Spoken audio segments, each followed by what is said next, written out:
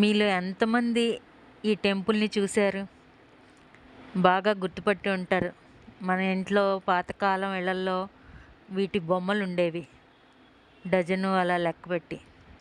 ఖజురహో మీరు చూస్తున్నది టెంపులు ఖజురహో. చాలా బావుంటుంది శిల్ప సంపద. బయట చూడడానికి చాలా టైం పడుతుంది. చాలా అద్భుతంగా కూడా ఉంటుంది. చూడాలనుకున్న వాళ్ళందరూ కూడా చూడండి. మధ్యప్రదేశ్‌లో ఉంది ఖజురహో. లోపల శివాలయం అనమాట. బయటంతా ఇలా శిల్ప సంపద, లోపల శివాలయం. పెద్ద పెద్ద బ్రహ్మసూత్రంతో ఉండే శివాలయాలుంటాయి. చాలా బావుంటాయి.